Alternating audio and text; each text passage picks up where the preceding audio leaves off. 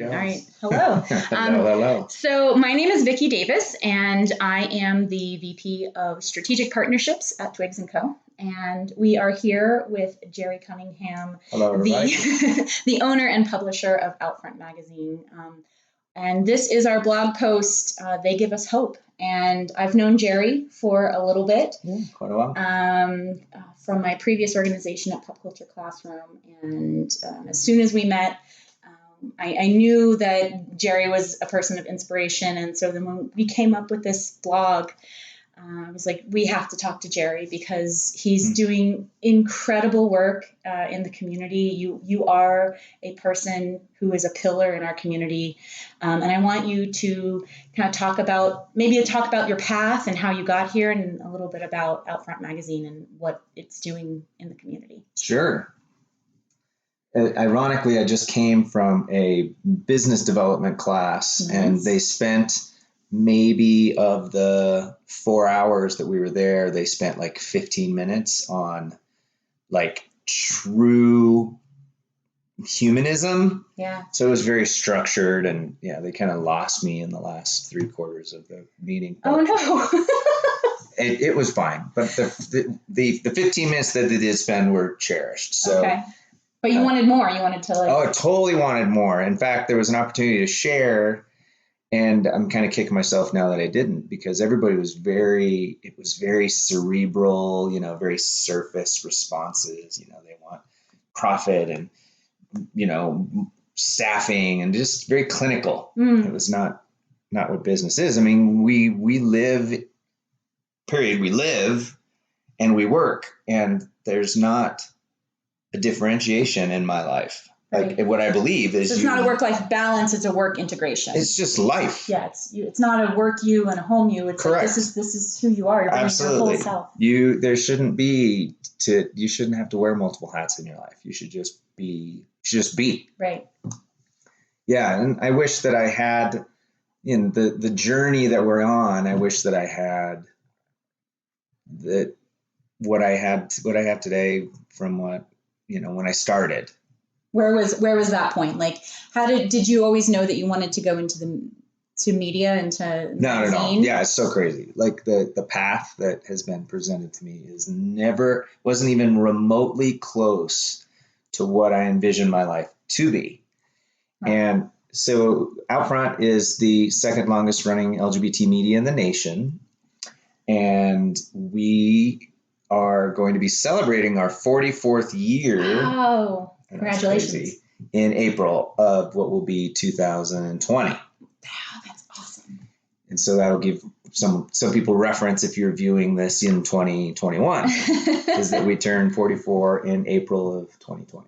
So then you started this, like you started this as a very young man then, right? Well, no, I wish I started the company. If I did, I would have a really great plastic surgeon. No, there's been 3 owners. Okay. The first owners ran it for 10 years. The second owners, they ran it for 25 years. Oh. And now I've owned it for the last 8. Nice. Yeah.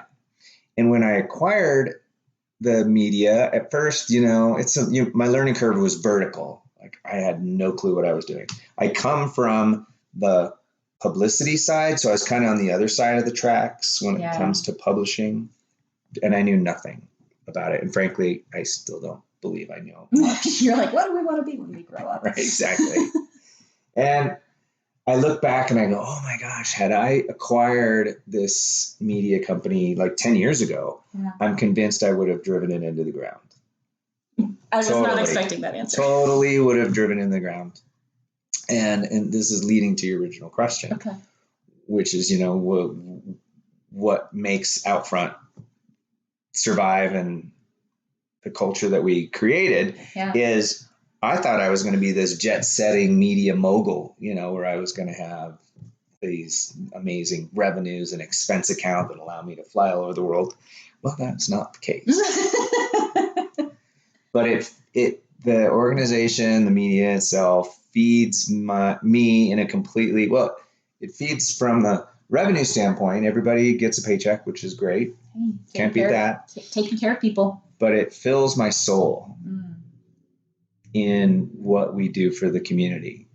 What are some things that just kind of off I mean, we can go into it a little more, but what are some things you guys do for the community that you're really proud of? Yeah, well, it's so awesome.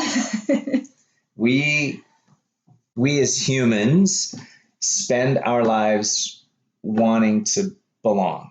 Yes. So when I went to this training this morning, I walk into this room full of people I don't know, and there's a moment where you don't feel like you belong.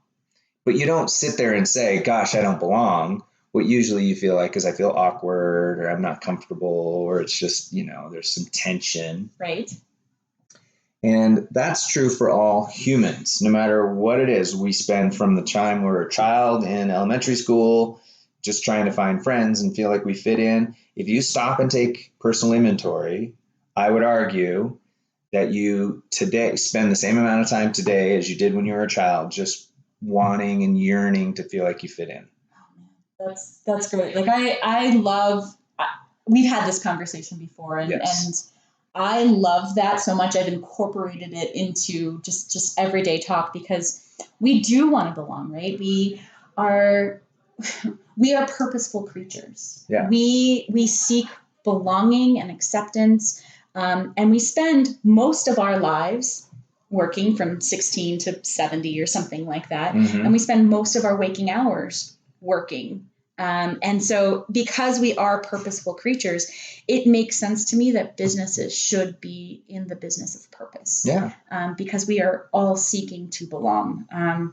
So what does that mean, wanting to belong? Like how do we connect in this really scattered, vicious cycle of disengagement? How do we connect? I think it's just the evolution of what it means to be human. I think that business years and years and years ago, that our parents and grandparents were part of, probably still had that essence that we're talking about, but it was probably not described as similarly, because I can't imagine a world where that didn't exist, meaning where you feel like you're creating a sense of belonging. So like in Out Front, we cater to the queer community, so LGBTQ, the spectrum. And our mission is that we believe every person and culture is a worthy and vibrant contribution to the fabric of humanity. And this goes for anybody. So whether you're part of the LGBTQ community or not, you're, in our eyes, our contribution to humanity. And through our media, I always get choked up when I talk about this, if we can, even for just 1 millisecond, give someone a sense of belonging when they're looking at our magazine or on our website, then we've delivered what we need to do as a company. That's incredible. Is creating a space where people feel like they belong. And I feel like we do that in spades, and I feel like we could do 10 times better. That's incredible. So you feel that Out Front magazine is really a place for the queer community and its allies. It's not just one group or the other. Well, and I think, so like pull the curtain way back. If you zoom out, you have let's just use the crazy political situation that we're in, in the United States. You have the extreme conservatives on one side that are just staunch, couldn't imagine being any other way except for that way. Yeah. And then you have the kind of extreme liberals way on the other side. And then everyone else is in the middle. Right. Well, I think the same goes for sexuality. I think you have the extreme heteronormatives, heterosexual. Right, that Kinsey scale, right? Like most people don't fall on like an extreme. Most people are in the middle. So. Yeah, and I think that conversely, there's an extreme end to that scale. But I think when you really stop and people take personal inventory, they realize I'm not that, I'm somewhere in the middle. And that's where we exist. I mean, that's the reason Out Front exists, is to make the middle feel like people belong. And I think because of culture and religion, we won't go there, but just know that culture, how we were brought up, and religion makes us feel like we have to pick this side or that side. Interesting. And our stance is, no, it doesn't matter. In the middle is fine.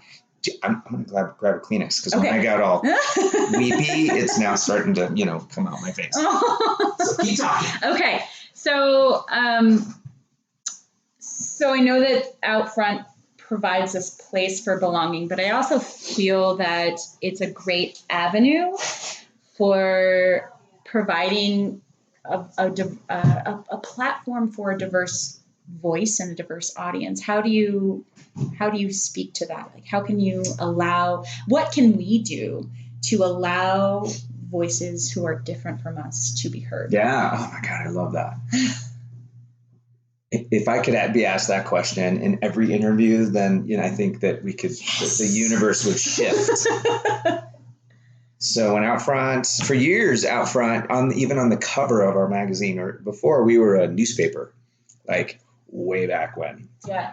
And on there, one of our positioning lines was the voice of the community. Mm.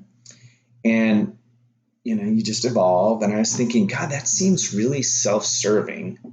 How is it that we are the voice when, the community is truly the voice? Right. They are the voice. And so it's not a part of our positioning statement anymore, but the culture speaks to that we're not the voice.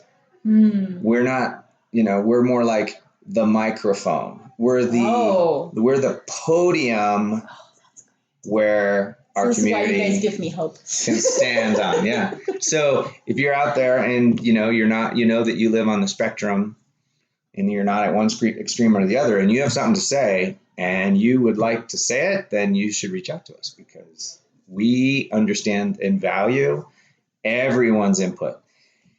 And sometimes, it goes against the grain of what the normative, the average voice is being heard within our community. Sure. But we value even those that are, not part of that. So if you have something to say, give us a call. That's awesome. So kind of on that line of providing a microphone for a diverse audience, how do we start to create a more inclusive and diverse workforce? Because really businesses are the force for good, right? Like, me as an individual, I'm like, yay, I bring my water bottle and I walk. But how can we help businesses who have 10 or 50 or 200 employees really become that force for good?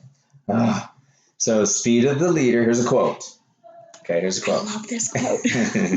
Speed of the leader, speed of the pack. Yeah. So if you have, and I even heard it today in this business development training that I went to, they were saying if you have a great leader, you have great employees. And if you have a terrible leader, you have terrible employees. So it speaks to culture. Yeah. So if you want to expand this idea of corporate responsibility and, being harmonious with the planet and having a culture that creates a space where everybody feels like they belong, it starts with the leader. Yeah. But you can't go marching into your boss's office and be like, you need to be more inclusive or whatever, right? It's about, enveloping them into what's possible. Right. And then if that doesn't work, hopefully it's a big enough company you can go over their head and, try to make change there. But it starts at the bottom. And most good leaders these days realize that the whole pyramid scheme, where you're not pyramid scheme from multi-level marketing, but it's a pyramid. And you usually have like the CEO and then the COO, and then you have the middle managers, and then you have that, the management, and then you have supervisors or whatever. Mm-hmm. That most organizations operate, if you flip them upside down, it's stronger if you focus on the ones that are doing the work. If you are, as a leader, looking at your organization as looking up into the organization. So a good example is coming from contribution. So now if you are wanting to have a culture at your business that you want to be more promotive, more inclusive, more, more human, it starts with you. And I would encourage you to get up from your desk and go and ask someone if they need support from a business standpoint. And then it'll kind of grow. But whenever our team here is being pressed, the first thing I do is I get up and I literally go over to each of the employees and go, what can I do to support you? And now when the boss comes and tells you to do that, most people are like, no, I got this. And that happens here. It still happens to this day. And then what I will do is I will push a little bit and be like, well, what are you working on now? And then I'll hear an opportunity where I can be a contribution to them. And I'll say, okay, hey, look, I know you're designing this ad, or it needs to be cropped, or something's wrong, or something, right? Right. I will say, I'm going to handle that. Are you, is that okay? To ask for permission. And it's that promotive atmosphere that's contagious. And we preach it a little bit about how we're supposed to support our team. Right. And by doing that, by being a contribution to other humans coming from service. Right. This is servant leadership. Servant leadership, big Oprah. She loves servant leadership. Yeah. That what you'll find is you create a place where people love to come and live, not work, because there's no difference between work and live. That's fair. That's really fair. So I've had some conversations about labeling something, right? The labels that we give things. And so something as like a queer-owned business or a woman-owned business or a minority-owned business. So, but I've heard some arguments say that it actually diminishes that achievement. Like, why can't, we've had my business partner and I, Anna, had this conversation of like, why can't we just be CEOs? Why can't we just be co-founders together? And so I want to know your take on that representation, and does it diminish the achievement? Wow. So had you asked me this question even just like 3 years ago, I would have said, well, first of all, I don't know if we would have that. I don't know if that question would come up, but now looking back, I'd be like, no, that's a differentiator. It allows us to own who we are and be proud of, who we are. But I'm starting to agree, based on what I'm seeing, this is not my personal opinion, but I am starting to see that there is a kind of a backlash, kind of a resistance when it comes to labels. Let me give you an example. So in the trans community, a lot of people struggle with, why, say, a woman wants to wear trousers and a biological man would want to wear a dress, or let's say blouse. It's a better example. Well, the label inside of that conversation is trousers and blouse. And if you walk I'm up to wearing someone, a pair of trousers right now. That's right. If you walk up to someone on the street and you say, is a blouse more of a female piece of clothing or a male piece of clothing, or I chose my words wisely. If you said that trousers are more of a masculine or a feminine piece of clothing, I think it would be fair to say that a blouse would be feminine. People would say it was feminine. And conversely, the trousers would be masculine. So that's a label. And I think if you realize that it's the label that causes that the dissonance between individuals and people, if we would just zoom out and go, okay, well, let's just call clothes. It's a shirt. Right. It's a pair of pants. It's a pair of shoes, opposed to high heel stilettos. So then it's about choice. And then if someone really, wants to wear high heel stilettos, instead of calling them out as high heel stilettos, we should just go nice shoes, because then we're not adding culture and in some cases religion to the conversation. So now going back to your question, I do believe that we're going to see, it's the pendulum. Everything swings back and forth, to one extreme to the other. And right now I have to say that there's a pretty heavy use of identity politics in the geopolitical scheme of things right now. Sure. And people that are going to adopt not using labels when it comes to defining who they are, especially in business, will be ahead of the curve and, more of the trailblazers. And I don't believe that you'll be acknowledged for it. Meaning you're choosing to not label. If anything, you'll be called out for it by not including the label, but it's a choice. And I think it's a beautiful choice, because you're, again, we're all the same. Right. When you peel away business and our bank accounts and our cars and you peel all of that away. Nobody's getting out of this alive. Nobody's getting out of this alive. We're all the same.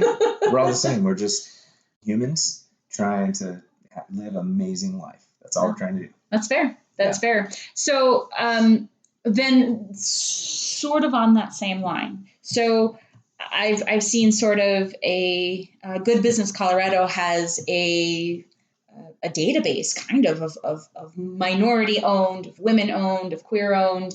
And, I'm wearing this vote every day, right? Yes. B Corp, vote with your dollars. And so sort of on that same line of thinking, isn't it important though, that you're like, I want to support people who don't generally have this opportunity? Yeah. And so therefore, how can I support this sort of, a woman-owned business or a minority-owned business so that they are receiving the same resources and representation that, someone who is not in any of those checking the box categories gets? Well, and like I said, you'd be ahead of the curve if you're choosing not to label, your existence. But you also have to strike a balance when it comes to your business. Sure. If checking the box of female minority when you're applying for, bidding for a job with the government or whatever, or even with doing business with B Corp, then you should do that. But it doesn't necessarily need to be a defining element of who you are. It's just it's just like, oh, I have brown hair and they have blonde hair, and it's, instead of it being a label, it's just what it is. Yeah. I'm female. I consider myself, Latino or queer or whatever.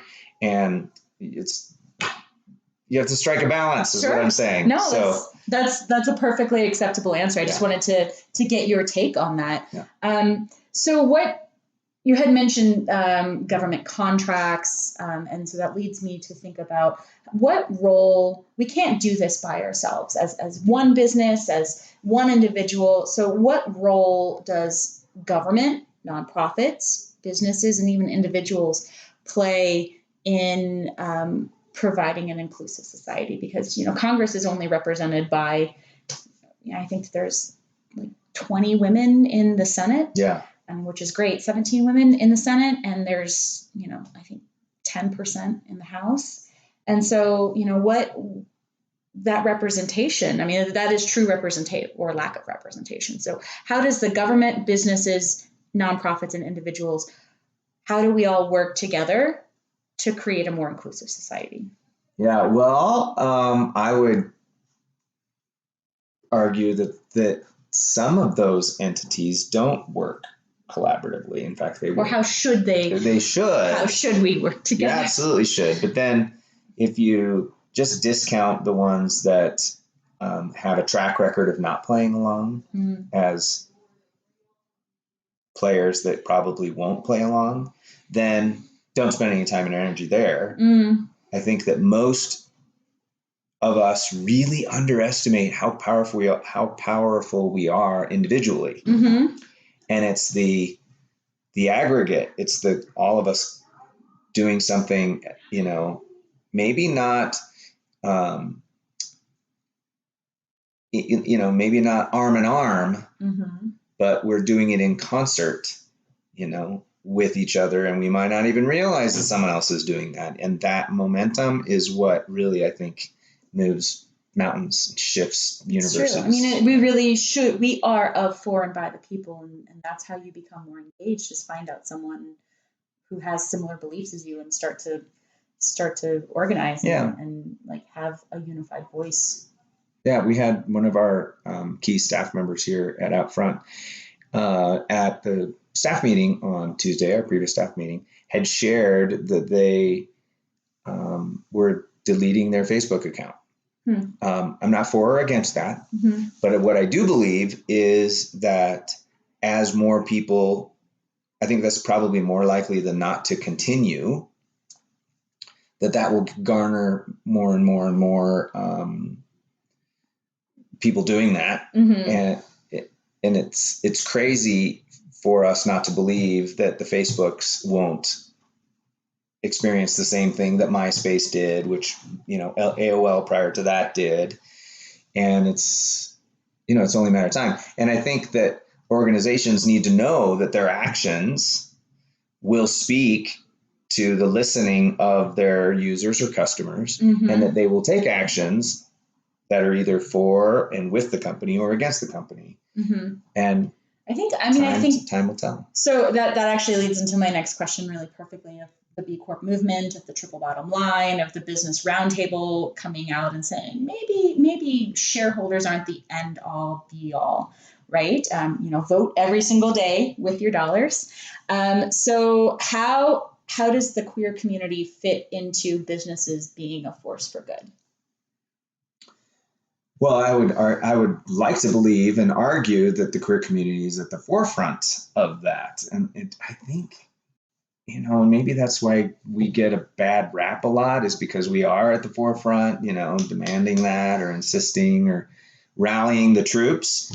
I think it's just important for people to just stop and take inventory, because back in the 80s, when we were introduced to the idea that we could actually invest in the stock market and invest in companies and invest in mutual funds, that was kind of a new thing. And so everybody piled onto that.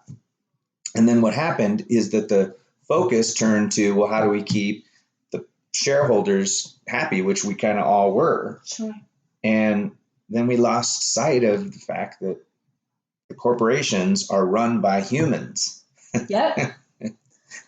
And that they were dollar focused, and they still can be. I mean, Outfront wouldn't exist if we didn't have at least break even. We need to make a profit in order to exist. Sure. So I think there's a symbiotic relationship between being responsible and caring about the human capital that work inside of these corporations, and then what the company is doing that the employees want to get behind, because most of them don't show up because they want us to cut payroll. Right. Or, they're drawn to something that the organization is doing. Bigger, that's up to something bigger than the work that's, might be mundane during the day, and they can focus on that. And I would encourage companies or business owners that are watching this is to truly figure out what your mission is, or what your vision is, or where you're going. And it's usually way bigger than you could ever attain. And a good example would be Apple, like 10 years ago. Read their mission statement and vision statement. Okay, now I'm going to, this is Jerry. This is Jerry's editorial. If you read Apple's current mission statement and compare it, they're like going in the wrong direction. So hopefully, because if you list so sterile, it's just like all it is about bottom line. It's very like business jargon. Yeah. There's a Weird Al song that talks about all the business jargon. It's like, we're going to have all the synergies and have the paradigm shift with, the stakeholders. Yes. Synergy, yes. Right. So it's just all the business words. And I think that if you're in business or thinking about getting in business, to really focus on something that moves people. And here at Outfront is we create a place where people feel like they belong. And even if it's just for a millisecond, we've done our job. Oh man, that's so good. So jumping back into the representation chat, okay. I noticed that your 2019 Power Gala recognized Representative Brianna Titone of Colorado House District 27 for the work that she's doing in the community. So why did you choose to honor Representative Titone, and why is it so what does her work mean to the queer community? Yeah. Well, it fits perfectly in with our mission. It's about making people feel like they belong. And Representative Titone, talk about taking on a challenge.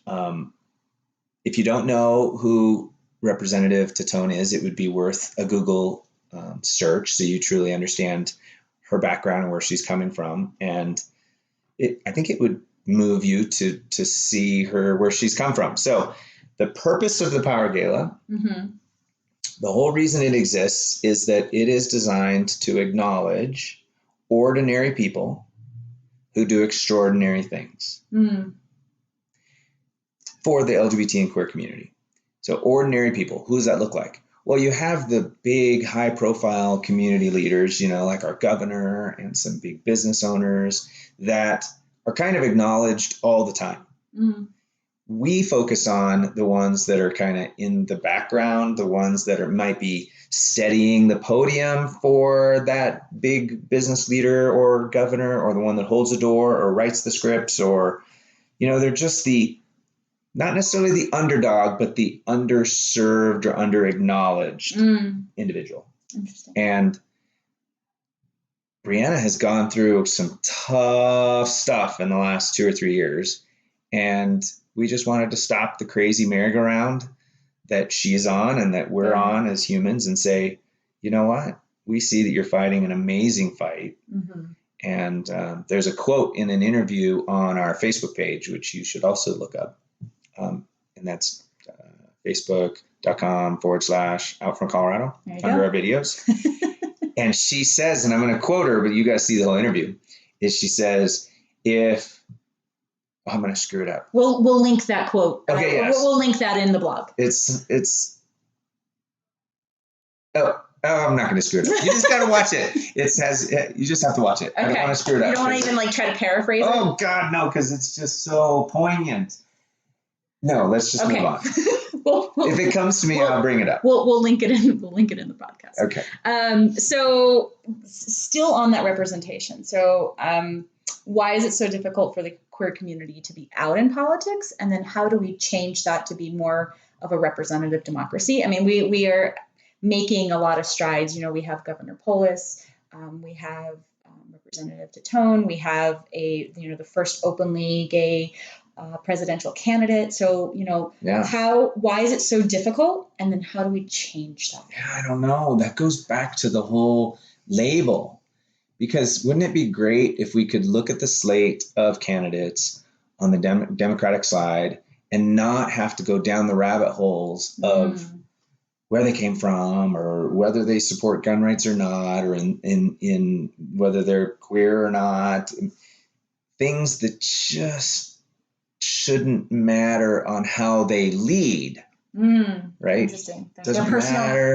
But if we're arguing that you can't separate your work from your home, I mean, they are working, right? They're the servant of the people, and so then if you can't separate your home from your work, which they would be working, how does that argument play? I know it's tough because you don't.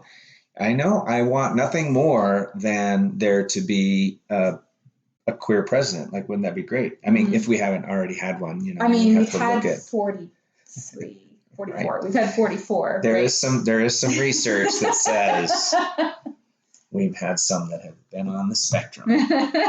Go queer. But I hear what you're saying is that, it's just here's what's most important is, it is important to be out about who you are when it comes to being in the queer community, because the more we do that and the more people know us for who we are, and then maybe we come out, as queer, then the stigma that follows the labels, which are now evolving to hopefully get out of our vernacular, is reduced. Which is interesting why I think it's actually really, I'm sorry to interrupt, I just want to put this point is, originally the word queer is derogative, right? Yeah. And so by the dictionary definition, it's like something that is different, right? Yeah. It's odd, it's different. And so it's interesting how it was derogative. It was slander. And then the community has accepted it and changed the connotation of the word. And so then again, we're talking about labels, right? Okay, so the actual definition of queer is to be different, right? It's like, it's a standard, it's off from the standard deviation, right? It's you are, but then you're accepting that. So it's just sort of the conundrum, the rabbit hole. And we might never get away from labeling because it helps us as we're growing up. Think about it. It helps you choose the red crayon over the blue crayon because we've labeled it red and blue. So there is that exists innately in we are attracted to patterns, right? We are attracted to of art and music and facial recognition, we are attracted as humans to patterns. And to labels. And to labels, right? And so as we are in this conundrum of we seek to belong, we seek to be accepted by others, but also people find comfort in sameness. And so then how do we start to move away? How do we just start a conversation with someone who's different from us? Because we seek that sameness, it's comforting, but knowing that someone is different, whether it is their sexual orientation or their gender identity or their race or whatever it is, they're a CEO and I'm the janitor or whatever that is. How do we start to have a conversation? Just start to have a conversation with someone who's different. Well, I think there's just a natural resistance to having a conversation with someone that's totally opposite of you. And I'm sure you've experienced that. They're like, whoa, that's not me. Maybe it gives you uncomfortable and stuff. I would challenge you to just be bold and go have a conversation. The movie... Very obvious advice. Just go. Aaron Brockovich and Julia Roberts. Yes. There's a scene in that movie where Ed, the attorney, is being all stuffy and he's standing, in front of this room of these victims that have been affected by this terrible water. And he's being very legal headed. And he's saying, well, we're going to do this and we're going to, have an arraignment for this and a law of that and a meeting about this. And then he gets to this point where he's talking about how much money it costs and how his firm is going to collect 40% or 30%. And then the camera kind of pans the whole room and they're all just gobsmacked by this number. And then Aaron chimes in and kind of saves the day. But then one of the girls or one of the ladies in the room says, I made a bunk cake. Does anybody want coffee? And she stands up. So there's definitely this friction between Ed and this family. Excuse me. My nose is running again. Anyway, that's why I can finish. I can power through. And there's that friction. So there's the I don't know you, and that what you're saying is the two different people.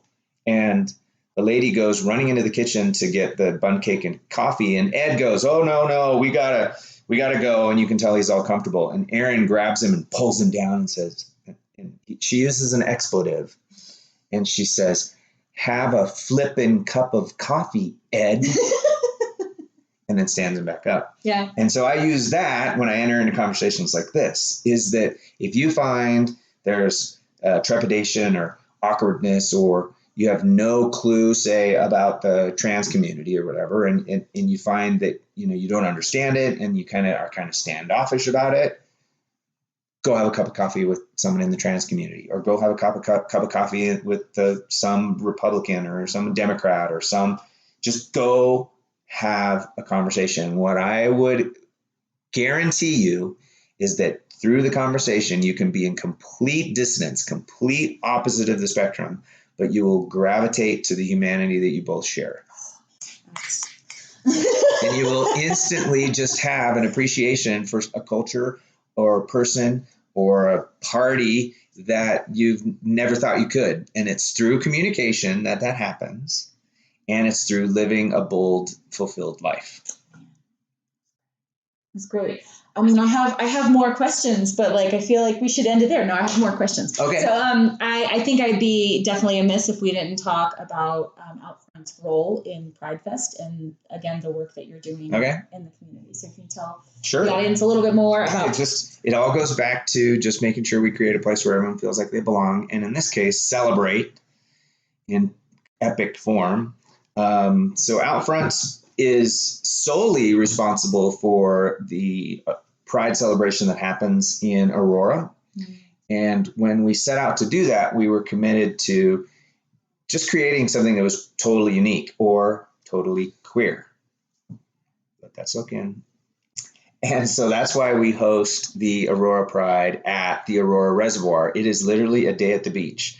There's no asphalt and heat, and there is, but you're near this beautiful, huge reservoir that makes it more of a cool, relaxing celebration. Nice. And then you compare that to the huge, amazing celebration that happens in Denver. Right. And that, it's such an undertaking. They said this year there was 500,000 or 550,000 people came to celebrate Pride in Denver. The numbers are just off the charts. That's incredible. And so that's a 2-day celebration, Saturday and Sunday. That's 500,000 people. I mean, yeah. That's, what is the Denver metro is what, like 6 million? Something like that? I don't know. Oh my gosh, that's incredible. I mean, incredible. That's such a community building project to have all of these people coming and expressing like this is a place of belonging. Yeah, right? That you can belong. And here's another thing. Most people don't realize there are 15 Pride celebrations in Colorado. Wow. And do you guys operate any of them? In some years we've done all of them. And then other years we're just like, okay, let's scale this down. And we try to spread the love, but yeah. I would encourage you that if you are in a rural area, you're like, there's no way that there's a Pride celebration in my backyard. I bet there wasn't. That's really close because they go from Grand Junction to, like I said, out in Auroua. Castle Rock just came on last year, which would be this year, actually, 2019. You have one in Colorado Springs, Pueblo, Greeley, Longmont, Boulder. There's 15 of them. Oh, man, that's incredible. So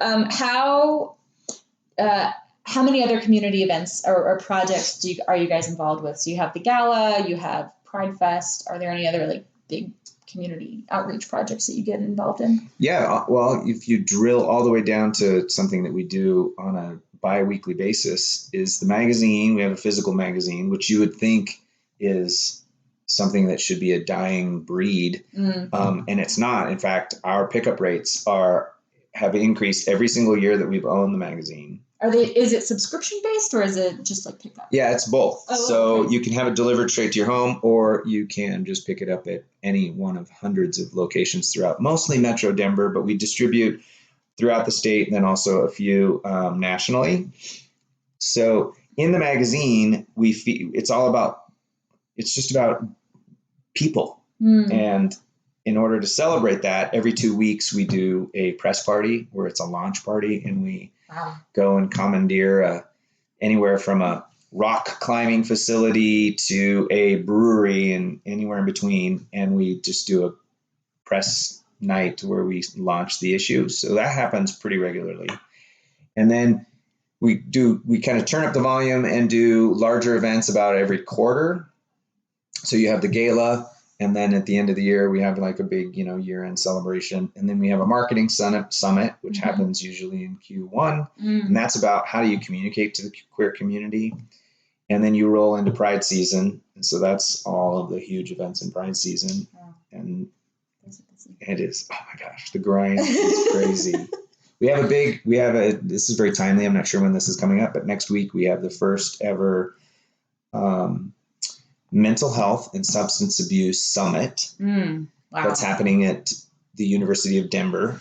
And the statistics are epidemic. It's bad, especially in the queer community. And so we want to raise some awareness on that and make sure that people that are in crisis get the help that they deserve and know, again, that they have a place where they can belong while they get through their challenges in life. And not many people talk about it because the LGBTQ community is looked at as very affluent and very connected, which we are, but we also have struggling members of our community that might have history or pasts that have really kind of screwed with their head, and they find their way through escape and drug abuse and but we're here and we're willing to help in that.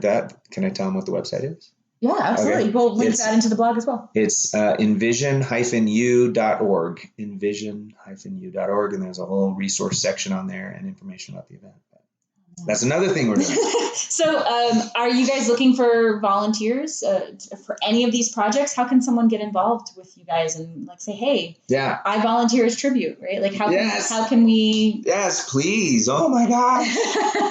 we have a staff of, depends on the time of year, 7 to 9 employees, not 70 to 90. 7 to 9. Wow. And we're always looking for help. So just jump on our website and go to the contact us page, and we would love to hear from you, whether you want to tell a story or get on our soapbox and take our mic, or if you want to jump on an event and roll up your sleeves and have a little fun. Absolutely. Oh man, that's great. Really my last question is like, how do we get involved? How do we subscribe? What do we do? What's some contact information for you guys? Sure. Is there something really easy, or just go to the website? I think, the website's probably the easiest. It's just outfrontmagazine.com. Okay, we'll link that as well. Link it. Yeah. And then the phone number is 303-477-4000. And then the other thing that I would encourage you to do is just get connected. And what I mean by that is walk out of your front door, wherever your front door is, go across whatever it is between you and a neighbor's house or a neighbor's apartment or a neighbor's door, let's say it that way, and knock and say hi. I had another question in there, but that was basically it. Like that was basically, how do we provide a sense of belonging? And that's it right there. It's just just start. Well, here's it. Oh gosh, this might take a little bit, but this is probably a really good way to end this. Okay. Is that if you have this notion in your heart or your mind that maybe you don't belong, or you're not liked, or that you're not appreciated, or, at work, or maybe you're, there's not enough joy in your life. Like some of those, I'm hoping that some of those that has landed on the people that have listened. I want you to embrace that right now and go, okay, I don't have enough whatever in my life. I would encourage you to consider this, is that let's start with love. Love is not a noun, meaning I don't have enough chocolate ice cream in my life, right? I don't have enough love in my life. It's not a noun. It's something you will never get. It's only something you give. And when you give love, you feel it. It's in the action of you giving it that you feel it. So let me give you an example. Let's say you love cooking. The next time you're cooking for someone, a friend, a family member, or your partner in life, or even you, or maybe your pet, I want you to pay close attention to when you finish the plate, however it is you're going to finish it. If you choose to garnish or not, I don't care. I want you to be acutely aware of how you feel when you hand the dish to that individual, whoever that is, because it's in that moment love can exist. Or in this case, it could be, I feel like I'm providing. Maybe you don't feel like you have enough. You don't feel like you're being provided to enough or being taken care of enough. Then you need to go take care of people more. Or if you're saying, I don't have enough joy in my life, it's not something you get. You get it through giving it. Wow. So whatever it is that you can see that would give you joy, maybe volunteering or painting a picture or taking a walk, it's in the action of doing something that you give yourself that feeling. So when it comes to a sense of belonging, if you're going out of your way to make someone feel like they belong, you are in essence creating belonging in your own heart. So the whole staff here, they may not realize that every time they put out an article or take a picture or, put on an event, that they are getting a sense of creating a belonging, which allows them to feel like they belong. So go out and be what you want in life. Isn't that great? That was great. I'm so glad I was able to capture all of the Jerryisms, because I know. I don't think I could write them down fast enough. Oh man, we had speed of the leader, speed of the pack. We had all of them. We had all of them. Thank you so much for sharing this time, for giving me love, for supporting us, and just your thought leadership in the community, and really what you're doing to build a more purpose-driven, engaged, society. Sure. Thank you so much. Yeah, go out and live a powerful life. Oh man, thank you so much. This has been great. Thank you. All right. Bye. All right. Bye, everyone. Thank you.